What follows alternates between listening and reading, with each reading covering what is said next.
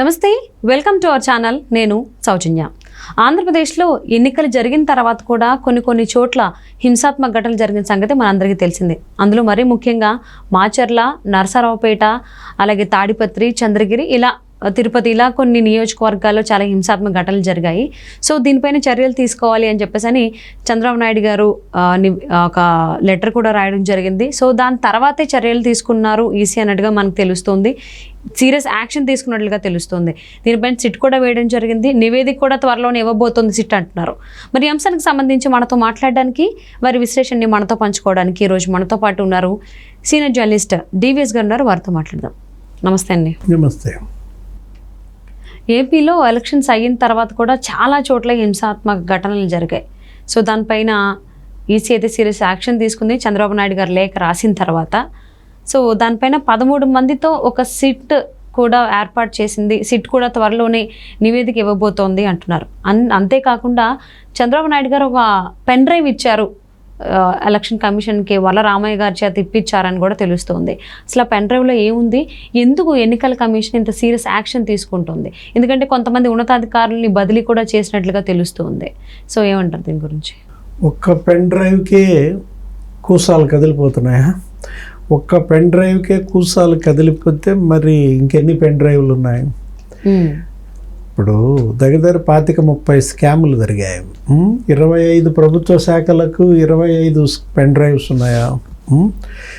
ఇసుక మీదే పెన్ డ్రైవ్లు ఎన్ని పెట్టుకోవాలా? మద్యం మీద పెన్ డ్రైవ్లు ఎన్ని పెట్టుకోవాలా? ఇప్పుడు గంజాయి మీద, డ్రగ్స్ మీద జరిగిన అవినీతి కుంభకోణాల్లో ఒక్కో కుంభకోణానికి ఒక్కో పెన్ డ్రైవ్ పెట్టుంటారు బహుశా. నేను అనుకోవటం శాంపుల్కి ఏదో ఒక పెన్ డ్రైవ్. ఇదేంటి, వైలెన్స్ మీద, పోలింగ్ అనంతర హింస మీద ఇచ్చిన పెన్ డ్రైవ్ ఇవాళ మరి సిట్ ఏర్పాటుకి అదే కారణమైంది. తర్వాత ఇప్పుడు ఈ ఎంక్వైరీ కూడా నీకు గత 2 రోజులుగా రాత్రింబవళ్ళు జరిగాయి. అర్ధరాత్రి కూడా విచారణ చేసి ఇప్పుడు ఇవాళ వినీత్ బ్రిజ్లాల్ మరి ఢిల్లీ సిఈసికి నివేదిక ఇవ్వబోతున్నారు.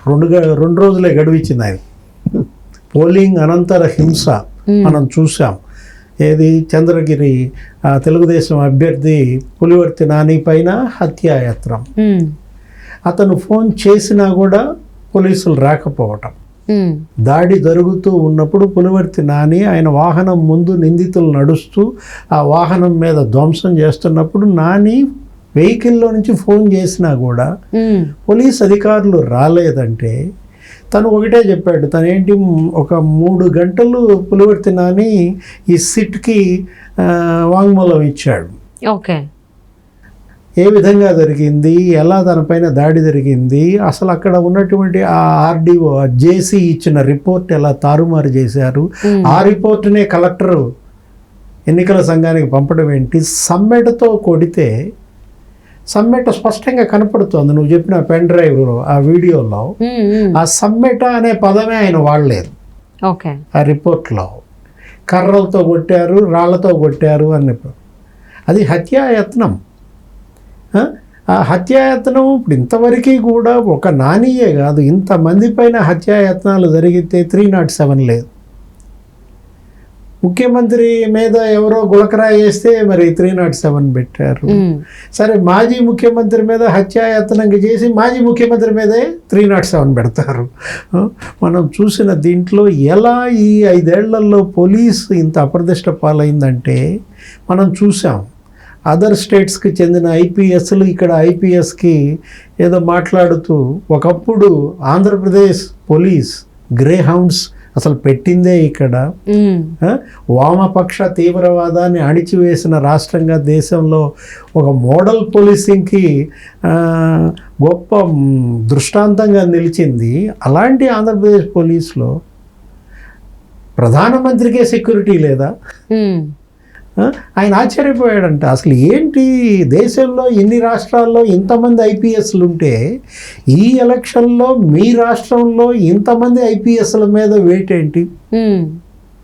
ఇప్పుడు 30 మందినో ఏమో వెయిట్ వేస్తే అందులో 25 మంది ఐపీఎస్లు పోలీస్ వాళ్ళు. అంటే ఏ విధంగా ఇండియన్ పోలీస్ సర్వీస్ గత 5 ఏళ్ల జగన్మోహన్ రెడ్డి పరిపాలనలో జగన్ పోలీస్ సర్వీస్గా మారింది. చాలా అప్రదిష్ట పాలైంది. ఇతరులు ఆంధ్రప్రదేశ్ పోలీసుని చిన్నబుచ్చేలాగా చులకన చేసేలా మాట్లాడుతున్నారని మనం మీడియాలో చూస్తున్నాం. ఇప్పుడు వినీత్ బ్రిజ్లాల్ పైన ఉంది అందరి దృష్టి. ఆయన సిట్ చైర్మన్గా ఆయన ఇచ్చే నివేదిక ఎలా ఉండబోతోంది, అనేక ప్రశ్నలు. ఏది హౌస్ అరెస్ట్లో ఉండాల్సిన ఎమ్మెల్యేలు అభ్యర్థులు వెళ్ళిపోయారు, ఇతర రాష్ట్రాలకు వెళ్ళిపోయారు. హౌస్ అరెస్ట్లో ఉండాల్సిన వాళ్ళు. అదే కాదు కదా, ఇప్పుడు 41 నోటీస్ ఇచ్చారా లేదా, ఎంతమందిని అరెస్ట్ చేశారు, కేసు రికార్డులన్నీ కూడా చూశారు ఈ 2 రోజుల విచారణలో. ఫైల్స్ అన్నీ తెప్పించారు ఆ 13 మంది నువ్వు చెప్పిన ఆ సిబ్బంది.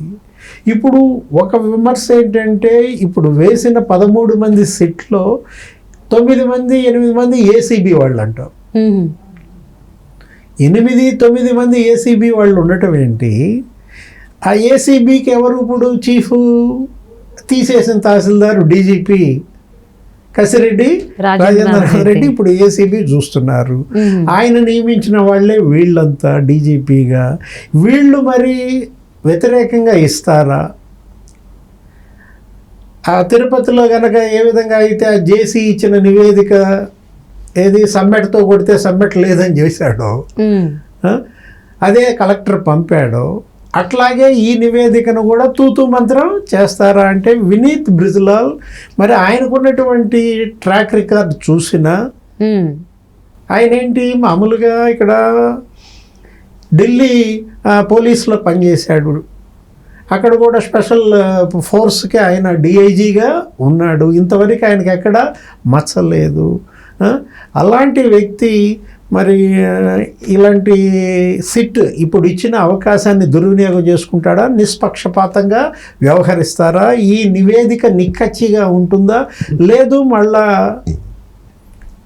మసిబూసి మారేడికాయ చేస్తారా అనే ఆలోచనలు. ఏదైనా వర్లరామ ఇచ్చిన పెన్ డ్రైవ్ వైసీపీ మెడకి చుట్టుకుంది. ఆ పెన్ డ్రైవ్లో స్పష్టంగా వీడియోలు ఉన్నాయి, ఎవరెవరు ఎక్కడెక్కడ ఏ ప్రాంతంలో ఎలా దాడులు చేశారో కారంపూడిలో మనం చూసాం. ఏది ఆ ఇనప పైపులు, కర్రలు, కట్టెలు, రాళ్ళు, ఏ విధంగా వందలాది మంది నీకు రోడ్ల మీద దాడులు చేస్తూ భయోత్పాతం సృష్టించారు. తెలుగుదేశం కార్యాలయాన్ని ధ్వంసం చేశారు, అక్కడ ఉన్నటువంటి వాహనాలను తగలబెట్టారు. సేమ్ ఇన్సిడెంట్ అక్కడ కూడా, ఎక్కడ చంద్రగిరి అభ్యర్థి పులివర్తి నాని పైన కూడా దాడులు.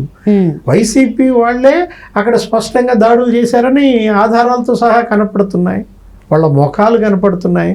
కొంతమంది ముఖం కనపడకుండా కర్చీఫ్ కట్టుకోవచ్చు, మాస్కులు కట్టుకోవచ్చు, కానీ ఆ పెన్ డ్రైవ్లో రింగ్ వేసి స్పష్టంగా పలానా వ్యక్తి అని చూపిస్తున్నారు. ఇన్ని ఆధారాలు ఇచ్చినప్పుడు మనం చూసాం నరసరావుపేటలో గోపిరెడ్డి శ్రీనివాసరెడ్డి, అక్కడ ఎమ్మెల్యే 17 వాహనాలు వేసుకుని విధ్వంసం సృష్టించారు. ఒక చోట ఈవీఎంనే ధ్వంసం చేశారు ఒక అభ్యర్థి, మరో చోట తెలుగుదేశం అభ్యర్థి వాహనాన్నే ధ్వంసం చేశారు. ఇలా తాడిపత్రిలో అయితే అసలు యుద్ధం జరిగింది.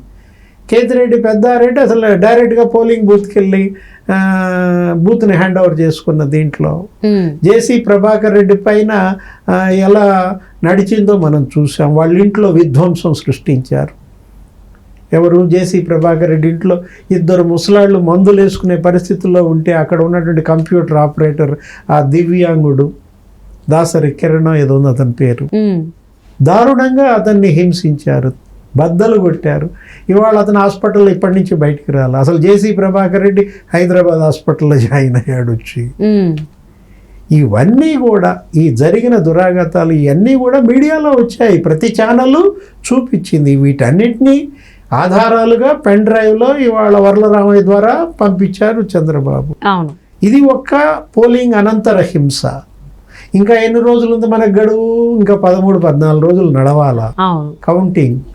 ఈ 2 వారాల్లో స్ట్రాంగ్ రూమ్ల భద్రత ఎలా ఉంటుంది? అక్కడ స్ట్రాంగ్ రూమ్స్ ఏమాత్రం అవి అసలు స్ట్రాంగే కాదంటున్నారు. అవి రూముల స్ట్రాంగ్ రూముల అనేది ఒక పెద్ద జోక్గా మారింది. ఒక చోటేమో కిటికీకి ఏదో మేకులేసి తలుపులు కడుతున్నారు. అది కూడా అక్కడ ఉన్నటువంటి విజయనగరం తెలుగుదేశం అభ్యర్థి అదితి గజపతిరాజు కంప్లైంట్ చేస్తే స్ట్రాంగ్ రూమ్ ఓపెన్ చేయాలంటే నీకు ప్రధాన పార్టీల యొక్క అభ్యర్థులు వాళ్ళ ఏజెంట్లు అందరినీ పిలిపించి వాళ్ళ సమక్షంలో ఓపెన్ చేయాల్సింది. కోలగుట్ల వీరభద్రస్వామి అల్లుడి సమక్షంలో తెలుగుదేశం వాళ్ళు లేకుండా ఓపెన్ చేశాడంట అక్కడ తహసీల్దార్ రత్నం. దానిపైన మరి ఇంతవరకు అసలు అతనిపైన చర్యలు ఎందుకు తీసుకోలేదు, అతన్ని ఎందుకు సస్పెండ్ చేయలేదు? అది కూడా ఈ కిటికీ ఇది చూపిస్తే అక్కడ ఏదో ఇటుకలతో మూసారు. ఇంకో చోట అసలు నీళ్లు గారుతోంది స్ట్రాంగ్ రూమ్ పైనుంచి, క్యారిడార్లో నీళ్లు, మరో చోట టార్పాలిన్ పట్టా కట్టారు. ఇవి రూముల స్ట్రాంగ్ రూముల? ఈ 14 రోజులు స్ట్రాంగ్ రూములకి కాపలా గాయాల? మళ్ళా కౌంటింగ్ అనంతర హింస ప్రజ్వరిల్లకుండా ఆపుకాల? అది చూసే కేంద్ర ఎన్నికల సంఘం ఈ 14 రోజులు కాదు, మళ్ళీ ఆ తర్వాత 15 రోజులు కూడా కేంద్ర బలగాలు ఇక్కడే ఉంచండి. ఇది అరాచక ఆంధ్రప్రదేశ్గా మారింది, ఇది ఆంధ్రప్రదేశ్గా లేదని ఎన్నికల సంఘానికి అర్థమైంది. ఇవాళ కేంద్ర ఎన్నికల సంఘం సీరియస్గా ఉంది కాబట్టి ఈ మాత్రమన్నా చర్యలు, ఈ మాత్రమన్నా ప్రశాంతంగా పోలింగ్, రేపు కౌంటింగ్ కూడా ప్రశాంతంగా ముగిస్తే అమ్మయ్య ఆంధ్రప్రదేశ్ అని ఊపిరి తీసుకోవచ్చు. మరి ఎన్నికల తర్వాతే పోలింగ్ అయిన తర్వాతే చాలా చోట్ల హింసాత్మక ఘటనలు చేశారు. ఇప్పుడున్నటువంటి ప్రభుత్వం సంబంధించినటువంటి నేతలు కావచ్చు, వాళ్ళ కార్యకర్తలు కావచ్చు. ఇంకా ఎలక్షన్ కౌంటింగ్ అయిన తర్వాత ఇంకెలా ఉంటుందని చెప్పి చాలామంది భయపడుతున్నారు. ఇప్పుడైతే ఎలక్షన్ కమిషన్ ఓ మాదిరి సీరియస్గానే ఉందని అనిపిస్తోంది చంద్రబాబు గారు లేఖ రాసిన తర్వాత. చూద్దామండి ఇంకా రాబోయేటువంటి రోజుల్లో ఎలా ఉంటుంది అండ్ రిజల్ట్స్ తర్వాత ఎలా ఉండబోతోంది ఆంధ్రప్రదేశ్ అనేది. Thank you so much TVS గారు. నమస్తే.